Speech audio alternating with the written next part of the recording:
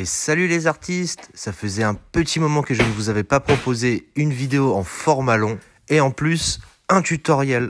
Pour le coup, laissez-moi juste préparer mon atelier, du moins mon plan de travail et je vous présente tout ça. En attendant, vous pouvez toujours mettre un gros pouce de soutien, ça fait plaisir. Bienvenue à tous, si vous tombez sur cette vidéo, vous avez tout de suite compris ce qui va se dérouler ici. Des sculptures de bustes en métaux, vous en avez déjà certainement vu des milliers, puisqu'il y a énormément de personnes qui font ça partout dans le monde. Ce qu'on ne vous montre jamais, c'est comment les réaliser. Et ça, c'est super simple, je vais vous montrer absolument toutes les étapes, ça va se dérouler en 2 temps. Dans un premier temps, nous allons réaliser le moule, je vais vous montrer absolument tous les matériaux, etc. Comment faire pour avoir un moule. Il y a 2 façons déjà de faire un moule. Moi, j'ai choisi le mannequin, du coup, pour pas me faire striker sur les réseaux, puisque si je vous proposais une femme nue vivante, ce serait cool pour vous, mais je risque de me faire censurer. Ensuite, dans une seconde partie, nous passerons à la réalisation en soudage avec des matériaux de récupération pour réaliser le buste que tout le monde connaît.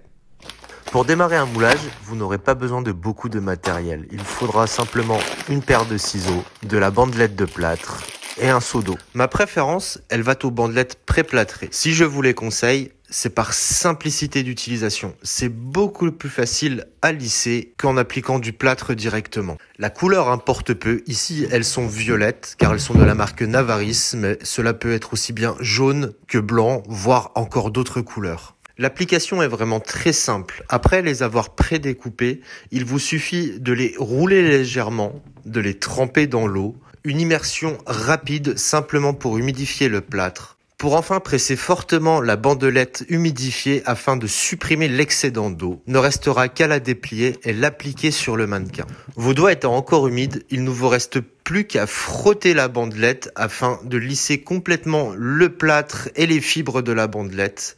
N'hésitez pas non plus à certains endroits à doubler, voire tripler l'épaisseur de la bandelette lors de la première pose afin de faciliter sa mise en place. Attention toutefois, la bandelette sèche vraiment très rapidement. Une fois qu'une bandelette est sèche, il est beaucoup plus compliqué d'en appliquer une nouvelle humide.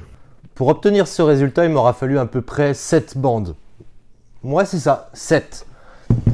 Pour une pièce unique, on peut très bien s'arrêter là, le laisser sécher. Et après, on pourra souder à l'intérieur, il sera légèrement cassé. Voilà, il ne servira pas une deuxième fois, quoique si vous faites bien attention, vous pourrez vous en servir une dernière fois.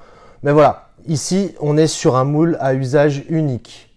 Mais comme je suis cool, je vais aussi vous présenter un moulage de série. Donc là, c'est pas tout à fait fini. Si vous voulez faire une série, il faut le renforcer. Je vais commencer par le démouler pour être sûr que ça sorte bien.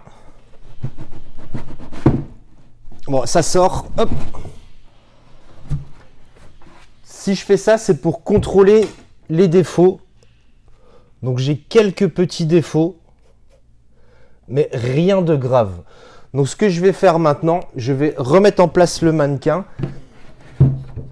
et je vais mettre du liquide vaisselle pour être sûr qu'après séchage, il se démoule correctement. Mettre du liquide vaisselle ou de la vaseline, quelque chose qui permette que ça ne colle pas. Voilà, comme ça, quand ce sera sec, aucun problème de démoulage. Je le remets en place en faisant attention. Et maintenant, je laisse un peu sécher et je vais préparer la suite.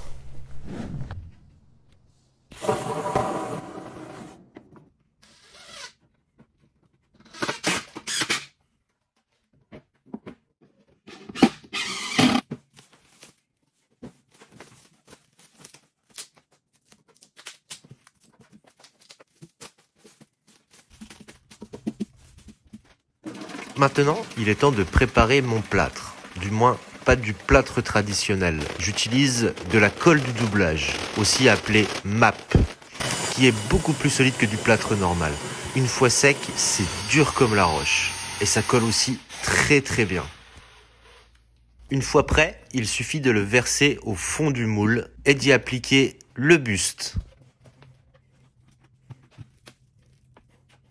Afin de faire quelques économies de plâtre, j'applique quelques morceaux de carton à certains endroits Puis je prépare un nouveau mélange, beaucoup plus liquide, qui va se glisser dans les interstices.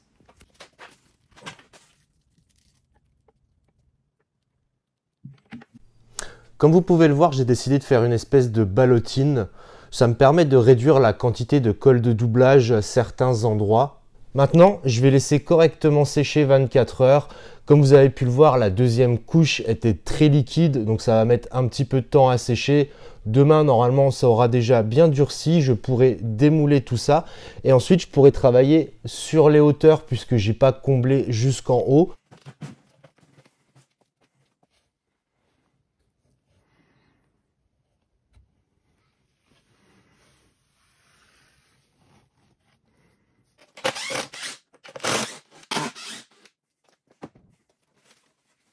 Après avoir démonté le sarcophage, je me rends compte que c'est quand même très lourd. Je décide de mettre quelques coups de scie afin d'alléger le tout. Je replace ensuite le mannequin à l'intérieur afin de pouvoir définir les hauteurs. J'égalise tout au cutter. Le but est que le mannequin sorte sans encombre. Il faut bien penser que la pièce qui est destinée à sortir de dedans sera une pièce en métal, donc beaucoup plus raide. Il ne faut pas que cela gêne. Découpe et hauteur terminée, je refais un mélange de map ou colle de doublage afin de renforcer tous les bords hauts du moule. Comme vous pouvez le voir, je n'hésite pas sur la largeur. Le but est que le bord soit vraiment solide pour pouvoir s'appuyer pendant que nous allons souder à l'intérieur.